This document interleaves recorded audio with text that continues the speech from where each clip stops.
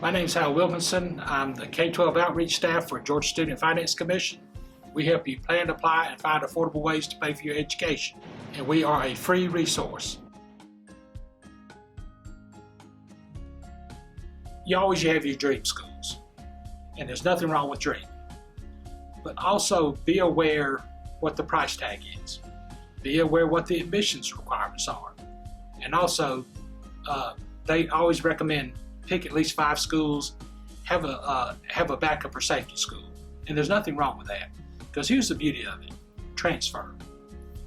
Whether you cannot get in based on the SATs or GPAs, if you transfer in with so many hours in your freshman year, that proves to the college that, first of all, you've survived your freshman year, you have matured, and they're looking at you as a short-term investment. You're going to be there maybe, let's say you got a 2-year associate degree. You'll be there 2 years to 3 years as opposed to somebody who may be there 4 to 5 years. Because please remember this, on financial aid, you got now to pass a certain percentage of your classes. It's called the Academic Progress Report. Otherwise, they could take away your aid. You got, I think at UGA, I think it's 63%, but be aware of what you sign up for and why you're there.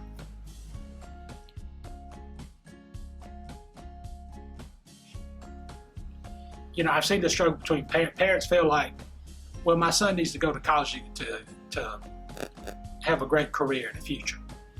But I've seen the technical colleges, and also, let's don't forget, apprenticeships, where students can go in and start learning. I've had students that said, you know what, I don't want to accumulate debt. I've seen how my parents have struggled. So I'm getting paid to follow a plumber, an electrician. I'm learning and I'm getting paid for it. And even some technical schools have some agreements now for certificate programs, 2 years for a certificate, then they can pick up maybe in their 3rd year. But I've seen college graduates that have come out, not sure what they want to do, so they go back and maybe go to a technical school. But basically what I'm saying is, you got to have some kind of training. And I realize college may not be for everybody, but you need to get some kind of education. And in terms of 2 years to 4 years, you may not be ready to move away from home. It may be, like I said, get your basics down. And think of it this way: if you qualify for the Pell Grant and you're just paying for tuition, Hope covers 60 to 80% of your tuition at state schools, or if you get Zell Miller, which covers full tuition, the money that's left over from the Pell Grant is refunded back to you. Put that money aside to help pay for room and board. You're giving yourself time, because it will transfer.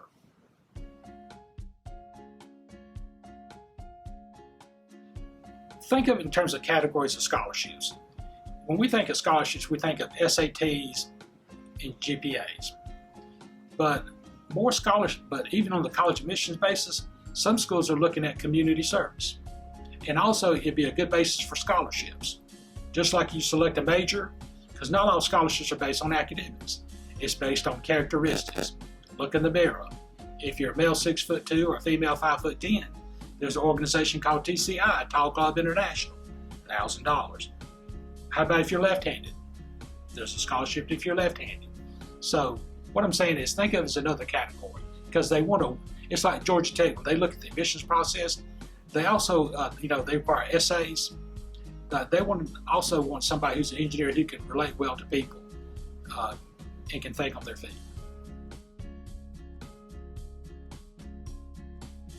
You know, if I could wave a magic wand and say, plan ahead of time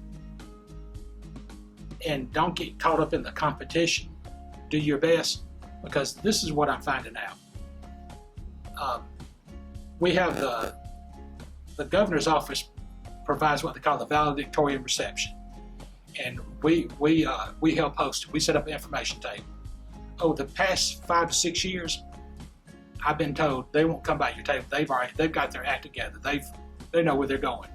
They have achieved Zell Miller. It's paying full tuition. But you'll be surprised how many are standing in line, still trying to find out ways to pay for the room and board.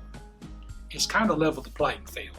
So for that student you heard that's walked away with X amount of dollars in scholarships, it's because they've taken the time out of their busy schedule to do research, whether it's community-based, academic, at the colleges, they've talked to the representatives. But also as a senior, give yourself some time to breathe. Do the best you can, and again, don't hold it all within yourself. Share with your parents. Talk to your guidance counselor, a trusted instructor, about your future plans. Get some feedback.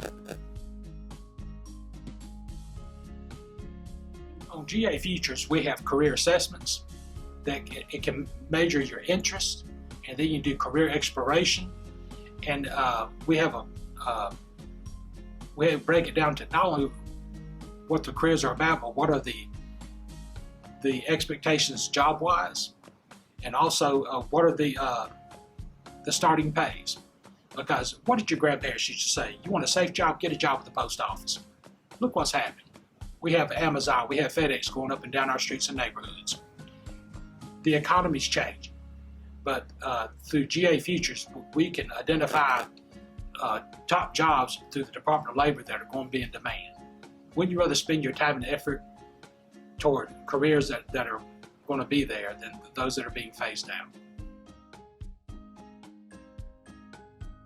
Parents.